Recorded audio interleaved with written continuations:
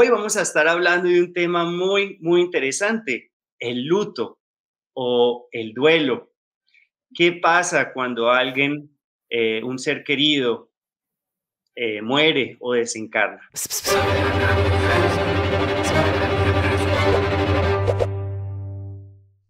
Sabemos que el duelo es inevitable en ese sentido. ¿Qué función tiene el duelo? Bueno, generalmente llamamos duelo a esa etapa necesaria que vive el ser humano cuando pierde a alguien muy querido, ¿no? Cuando alguien muere en la familia, dentro de nuestros afectos más cercanos, necesitamos de un tiempo para asimilar, para procesar esa pérdida. De alguna forma lo sentimos así, como algo que hemos perdido.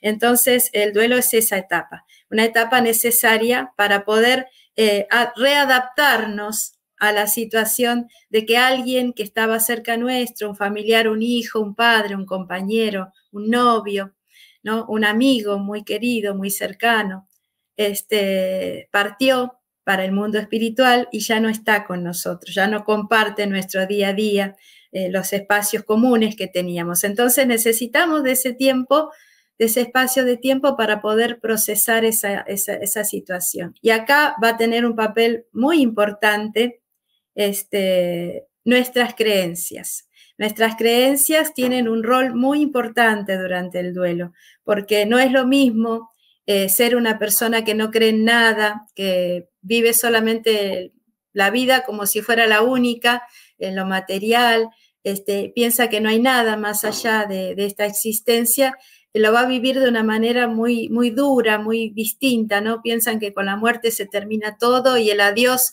es un adiós implacable y para siempre. Es muy distinto a aquel que sí conoce y cree en la vida espiritual. Conoce que el alma sigue viviendo después de la muerte, que esta existencia es solamente una pequeña etapa de muchas. Ese conocimiento espiritual trascendente hace que vivamos el duelo de una manera más sobrellevable, más llevadera, ¿no? Menos dura, porque hay una esperanza. Abrimos la puerta a la esperanza de que podemos volver a reencontrarnos. La mayoría de las religiones tienen esa creencia en que nos vamos a volver a encontrar en el cielo o en el lugar que nos corresponda con ese ser amado. Y eso cambia mucho nuestra visión o nuestra forma de ir sobrellevando ese duelo. ¿Y qué podemos sentir en ese proceso de duelo? ¿Qué podemos sentir en ese? ¿Hay varias etapas o qué? Claro, al principio podemos hacer una especie de negación, ¿no? Como que no podemos creer, porque más, especialmente si la muerte del familiar o del ser querido fue súbita, fue repentina, ¿no? Un accidente, una muerte súbita, un paro cardíaco, de repente, hace un ratito estábamos con esa persona y el rato siguiente ya no está. Entonces eso hace que nos cueste aceptar. Hay como una negación. Por ahí nos despertamos al día siguiente y pensamos que fue un sueño, o la queremos llamar por teléfono y nos acordamos que ya no está, o vamos a la cocina a comentarle algo y no está esa persona. Todavía en el fondo nuestra cabeza no lo acepta, no lo cree todavía. Es como que no hay, no caemos en nosotros en la conciencia de que esa persona ya no está. Es distinto cuando hay una muerte por una enfermedad prolongada, donde tenemos tiempo de ir procesando la idea de que esa persona en algún momento ya no va a estar. Es muy distinto. Cuando no se puede hacer antes, hay que hacerlo después. Entonces lleva un proceso de tiempo que es normal. Después viene por ahí la rabia o la culpa, es decir, si yo hubiera hecho esto, si no hubiera hecho lo otro, ¿por qué Dios permitió? ¿Por qué te fuiste? O sea, viene toda una situación de ira, de rabia, de rebeldía, quizás algo que como que a uno le cuesta volver a ubicarse otra vez en la vida sin la presencia de la persona, más cuando somos muy apegados. El apego tiene mucha influencia también en esto. Y después puede venir etapas de depresión hasta que paulatinamente la persona va incorporándose a la idea de que esa persona ya no está físicamente más con nosotros. El duelo no tiene que durar más de un año según los expertos, porque si dura más de un año ya la persona necesita ayuda psicológica. Un año es dentro de lo normal.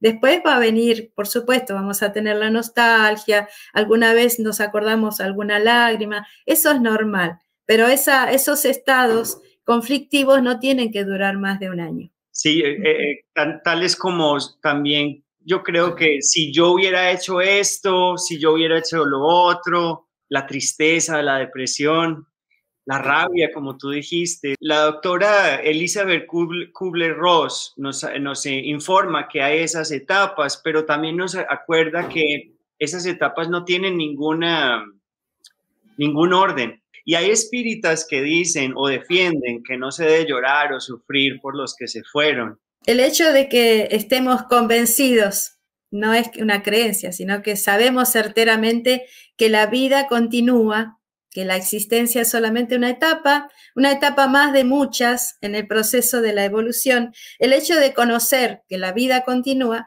no quiere decir de que no tengamos que llorar cuando se nos pierde un ser querido. Es lo mismo que cuando alguien se va de viaje y que sabemos que por un buen tiempo no lo vamos a poder ver.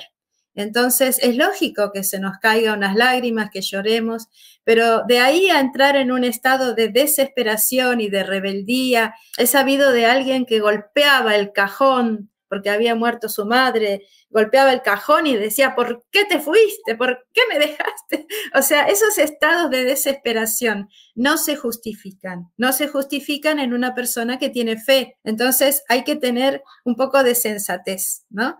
Las lágrimas de recuerdo, los buenos recuerdos, esa nostalgia, no son malas. Ese desahogo necesario de llorar, hacer nuestro luto, ¿no? Es necesario, pero no entrar en una desesperación, en una rebeldía de hasta culpar a Dios porque se nos fue ese ser querido. Eso ya es dañoso para nosotros y para la persona que se fue, que también está en ese duelo. El espiritismo lo llaman el gran consolador.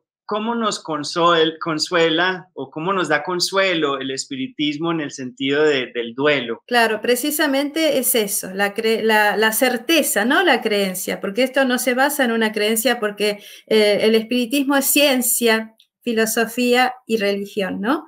Entonces la parte científica, la parte práctica del espiritismo, la parte de comprobación, digamos así, nos da no la creencia, sino la certeza de que la vida continúa, de que los seres que amamos siguen estando muchas veces a nuestro lado. Tienen una etapa de sueño, de descanso, de turbación después de la muerte, pero una vez que adquieren la lucidez nuevamente, se despiertan, digamos, en el mundo espiritual, pueden estar cerca de nosotros. Sabemos que el alma se desprende durante el sueño y también puede encontrarse con sus seres queridos durante el sueño. No es raro que nos cuenten, soñé con mamá que ya partió, que me decía que estaba bien, soñé con la tía que me decía que nos quedemos tranquilos, que está bien. En sueños también podemos encontrar a nuestros seres queridos y que la muerte no se acaba. No acaba con la vida, acaba con un vestido viejo de carne que ya no nos servía y que en algún momento adquiriremos otro para continuar nuestro proceso evolutivo,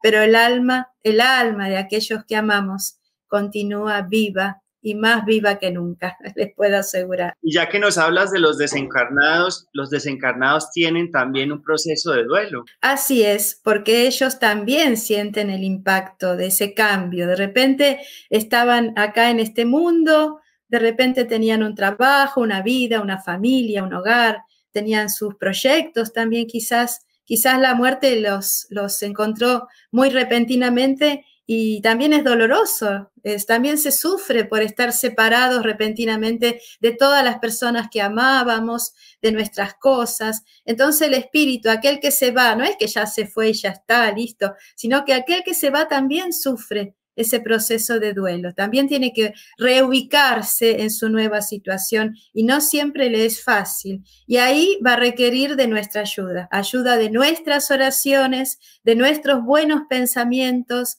de nuestros buenos recuerdos, de que tengamos serenidad para poder transmitirle serenidad. Nuestra rebeldía, nuestros malos recuerdos no les hace bien, los perturba muchísimo.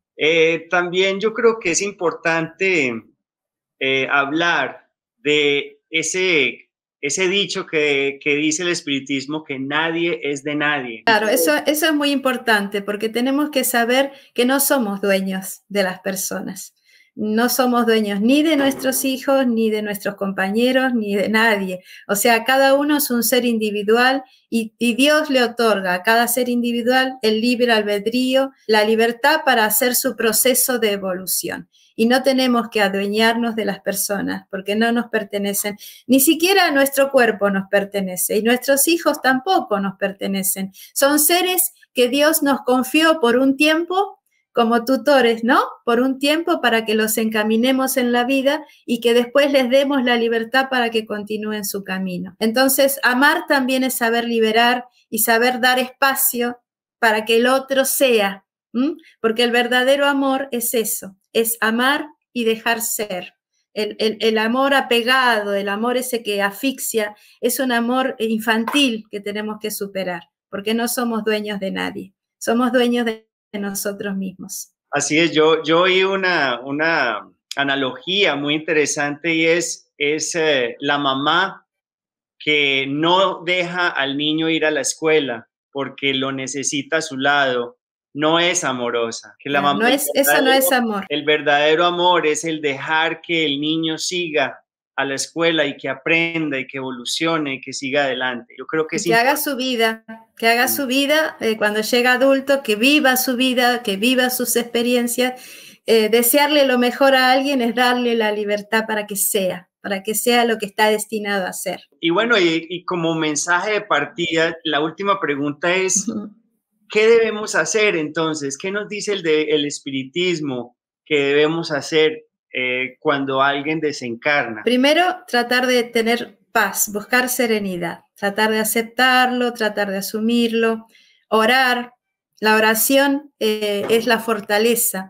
A través de la oración, como yo le digo a los niños, cuando el celular se le acaba la batería, lo enchufamos a la fuente de poder. Cuando al alma está sufriendo un dolor muy grande que le saca las fuerzas, tenemos que conectarnos también con la fuente de poder que es Dios, que son los espíritus amados que están alrededor nuestro. Orar mucho, tratar de liberar a la persona que amamos para que haga su experiencia en el mundo espiritual, no atarla en nuestro egoísmo, darle libertad.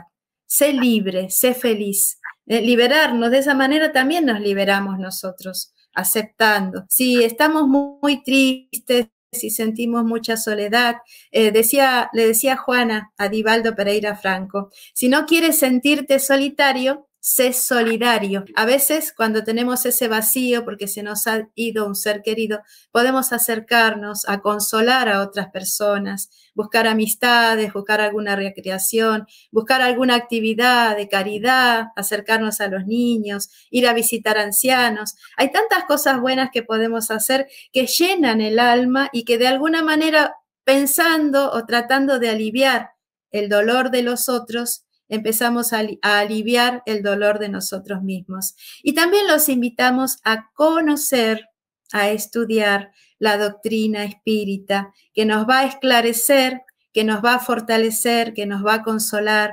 El Evangelio de Jesús también nos va a dar un gran consuelo y una gran paz en el alma, porque vamos a entender el para qué y el porqué de todos los sucesos de la vida, y eso no es poco. Así que desde acá invitamos a todos los que nos están escuchando a conocer y a darse el permiso de estudiar el libro de los espíritus, por ejemplo, donde vamos a encontrar todas las respuestas que necesitamos para tener paz y para poder hacer nuestro duelo con toda la serenidad necesaria. Qué lindo eso, y yo creo que es importante anotar que hay muchas personas que llegan al centro espírita por ese duelo, ¿cierto? Así es, y les ayuda mucho, mucho el acudir a un centro espírita, el empezar a estudiar. Y encima de todo, me encanta que dijiste el libro de los espíritus, pero también el Evangelio según el espiritismo, porque al final del Evangelio, según el espiritismo, hay una colección de oraciones y precisamente hay una oración que me fascina a mí. Yo soy un fan del Evangelio según el espiritismo. Y al final hay una oración a los desencarnados, a los que ya acaban de desencarnar o A los que partir. acaban de partir. Exacto, muy recomendada, ¿no? En definitiva, los que se fueron siguen estando. Tengámoslo en cuenta que siguen estando y el amor nunca se pierde, al contrario. El amor siempre crece y siempre va a estar a nuestro lado. Si no se han unido a nuestro canal, por favor suscríbanse y si quieren compartir este episodio, por favor lo hagan porque uno nunca sabe a quién le sea Puede útil. hacer falta. A todos les deseo mucha paz como siempre. Hasta el próximo episodio.